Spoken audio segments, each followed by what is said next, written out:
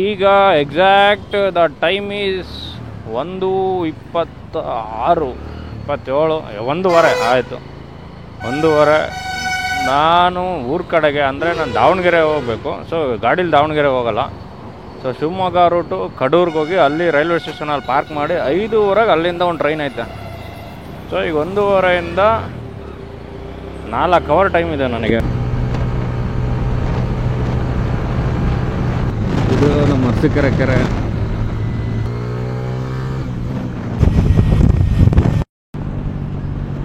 ಇದ್ಯಾವುದಪ್ಪ ಇದು ಹೇಮಗಿರಿ ಹತ್ರ ಇರೋ ಟೋಲು. 4:15 ಬಂದಿದ್ದೀನಿ. 1:15 ಬೆಂಗಳೂರಲ್ಲೇ ಇದ್ದೆ, ಎಂಟ್ರಿ ಮೇಲೆ. ಇಲ್ಲಿ 4:15 ಇಲ್ಲಿದ್ದೀನಿ. ಆಲ್ಮೋಸ್ಟು 190 ಚಿಲ್ಲರೆ 3 ಅವರ್ ಬಂದಿದ್ದೀನಿ. 10 ನಿಮಿಷ ಬ್ರೇಕ್ ಕೊಟ್ಟೆ. ಅಲ್ಲಿ ಬೈಕ್ ಅಂತ ಇರ್ತದೆ. ನನ್ನ ಮಗನ ಗಾಡಿ ಇದು. ನನ್ನ ಮಗಳೇ ಇದು ರೇಡಿಯೇಟರ್ ಇಲ್ಲ, ಕೂಲೆಂಟ್ ಆಯಿಲ್ ಇಲ್ಲ, ಆಯಿಲ್ ಕೂಲಿಂಗ್ ಇಲ್ಲ, ಬರೀ ಏರ್ ಕೂಲಿಂಗ್ ಕಳ್ಳ.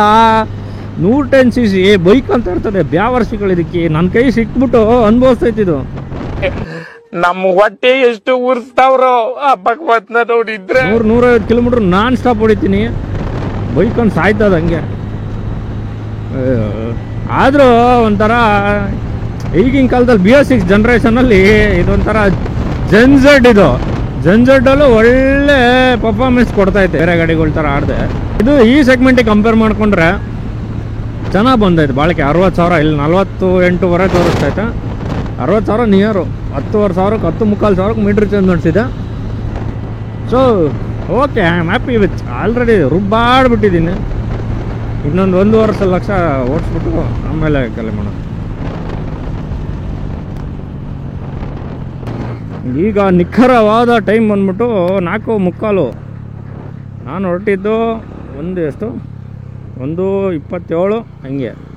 1:15ಇಂದ 4:15 3.25 ಅವರ್.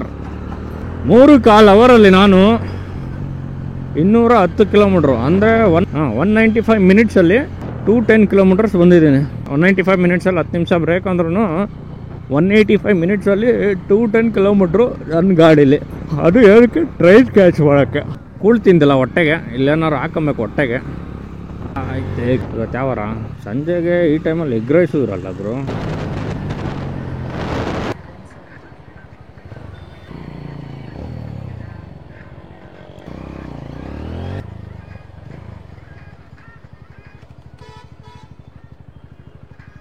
ಎಗ್ ರೈಸ್ ಆಯ್ತಾ ಗುರು? ಎಗ್ ರೈಸು ಕೊಡಿ ಒಂದು ಎಗ್ ರೈಸ್ ಇಲ್ಲಿ.